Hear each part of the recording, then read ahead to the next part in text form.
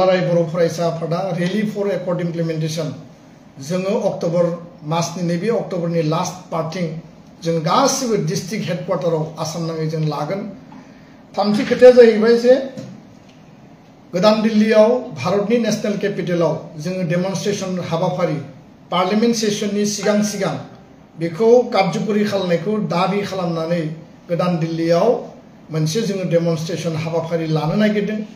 आरो नभेम्बर दाननि लास्टआव जोङो धरना काम डेमनस्ट्रेशन बे हाबाफारिखौ जों गोदान दिल्लीयाव लागोन। 125 एमेन्डमेन्ट पास खालामनायनि बेलायाव समस्ति बांहोनांगौ, पावारखौ बांहोनांगौ, स्टेटासखौ बांहोनांगौ, एरियाखौ बारायनांगौनि बेलायाव हाग्रामा महिलारिनि गोदान सरकारा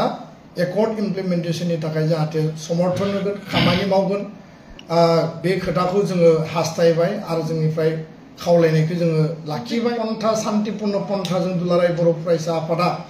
एकर्ड सिगनेटरि आफाद हिसाबै एकर्डखौ 100% मावफुंनानै जोंनि शिक्षित आरो बर' हारिनि गासै गांनाय उखैनाय आसामाव भारताव थानाय बड'लेण्डआव थानाय बर' हारिनि गांनाय उखैनायखौ एसपिरेशनखौ मावफुंनो थाखाय जोङो बे गणतान्त्रिक पन्थाखौ जों लानो थाखाय आवगायदों। बेयाव दुलाराय बर' फरायसा आफादा बर' गोजोन गोरोबथा 2020 बे गोरोबथानि आद्रा थानाय दफाफोरखौ आखरे आखरे मावफुंनांगौनि थाखाय जों थांखि आजावदों आरो बेबायदियैनो थांनाय 5 बोसोराव माखासे दफाया मावफुंजाबाय। 60 खान गामि सोनाय जाबाय, 10 खान माने कलेज प्रभिन्सियेलाइज खालामनाय जाबाय आरो बर' रावखौ आसामनि लोगो सरकारि राव महरै थिसननाय जाबाय, मर्यादा होनाय जाबाय। बिनि अनगायैबो माखासे इमप्लिमेन्टेशन माखासे खामानिफोरा जाबाय। दा गुबै जाय बे दफानि जि मेन पइन्ट्स दङमोन 125 माने कन्स्टिट्यूशनल जि एमेन्डमेन्ट 6 शेड्यूलनि आरो आर्टिकल 280 नि जि एमेन्डमेन्ट भारत सरकारनिफ्राय थोंजों बिटिआरआव बा सा सानजा भारतनि 10टा 6 शेड्यूलाव फान्ड फैनांगौ, पुंजी फैनांगौ आरो 125 एमेन्डमेन्टनि गेजेरजों आथिखालनि बिटिआरनि बिटिसिनि 40टा समस्तिया 60टा जानांगौ, बेयाव 39टा साबजेक्टआ 47 जानांगौ आरो जिखिनि जोंनि पावार, जिखिनि जोंनि क्षमता बियो बारायनांगौ। बे 125 एमेन्डमेन्टआव अलरेडि लिरखानाय दङ रोखा रोखायै। दा बेखायनो 125 एमेन्डमेन्टखौ पास खालामनांगौनि थाखाय फैबाय थानाय विन्टार सेसन डिसेम्बराव जानो गोनां बे पार्लियामेन्ट सेसनाव जिकुनु बिनिमयाव पास खालामनांगौनि थाखाय दुलाराय बर' फरायसा आफादा भारत सरकार, आसाम सरकार, भारतनि नखर बिफाननि मन्त्रि अमित शाह बिथांखौ, हम मिनिस्टार बिथां आरो आसामनि गिबि मन्त्रि डक्टर हिमन्त बिश्व शर्मा बिथां दुलाराय बर' फरायसा आफादजों ट्राइपार्टाइट टक जोङो दाबि खालामदों आरो जों प्रस्ताब लादों। बेजों लोगोसे बे जि एकर्डनि जि दफाफोर दङ, एसटि हिल मर्यादा होनांगौ कार्बि आंलंनि बर'फोरखौ, लोगोसे बर' कसारि काउन्सिलखौ पुर्नांग मर्यादा बेयाव बिसायख'थि खुंनांगौ, समस्ति दानांगौ, गामि नटिफाइआ दाबो आद्रा जानानै दङ आरो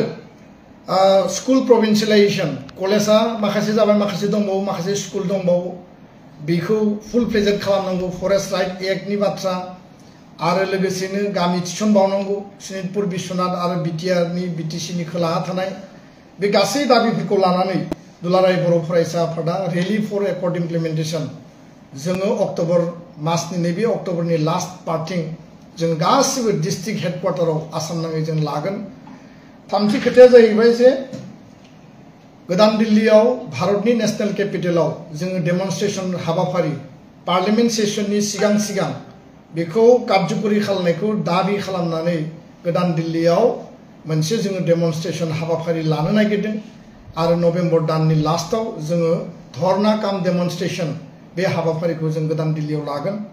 जों बयबो बुजिनाया क्लियार जानांगौ जे 5 बोसोराव माखासे एकर्डआ इमप्लिमेन्ट जाबाय, माखासे आद्रा दङ आरो जों टाइम बाउन्ड एकर्ड इमप्लिमेन्टेशननि खोथा बुंदों। बावैसो बिटिसिआव बिसायख'थि जालांबाय, गोदान सरकार फैबाय, हाग्रामा महिलारि मानगोनां बिथाङा दा बिटिसिनि चिफ एक्जिकिउटिभ मेम्बार आरो रिहन दैमारि बिथाङा डेपुटि चिफ एक्जिकिउटिभ मेम्बार। गोदान सरकारखौ जों खावलायगोन जे 125 एमेन्डमेन्ट जि पास खालामनांगौनि थाखाय आरो बाकी एकर्ड इमप्लिमेन्टेशन खालामनांगौनि थाखाय, जिहेतु 2020 नि एकर्डआव बिथाङाबो सासे उइटनेस सिगनेटरिमोन, माने साखी हिसाबै बिथाङाबो सागान होदोंमोन आरो 2019 आव 125 एमेन्डमेन्ट को राज्य सभायाव प्लेस खालामनाय जादोंमोन जोङो मिथिगौ जे बिथांमोनाबो बिनि फारसे समर्थन दङ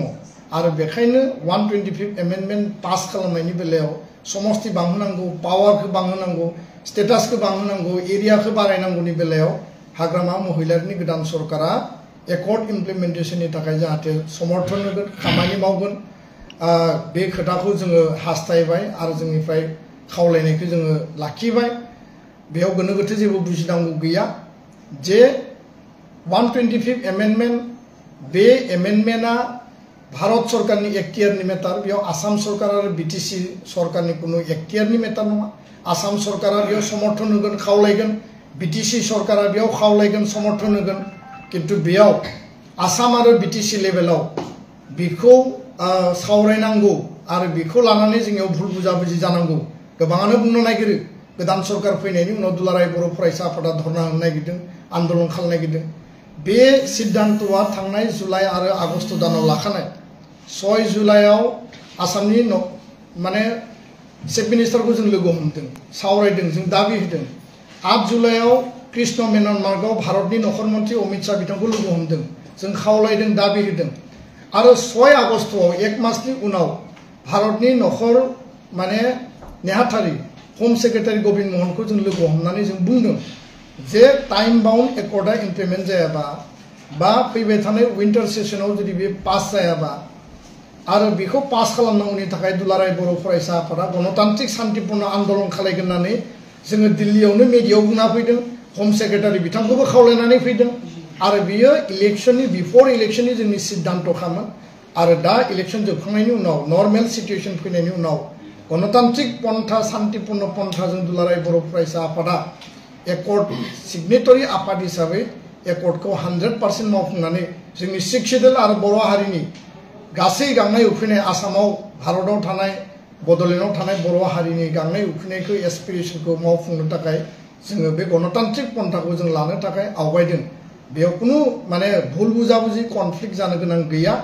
आरो बेखौ लानानै गोबाङानो मिसगाइड मिसलिड खालामनो नागिरो आरो बर' हारियाव दिनै मिसगाइड आरो मिसलिड खालामग्रा सुबुंनि संख्या बांनायनिफ्राय बांलांगासिनो दं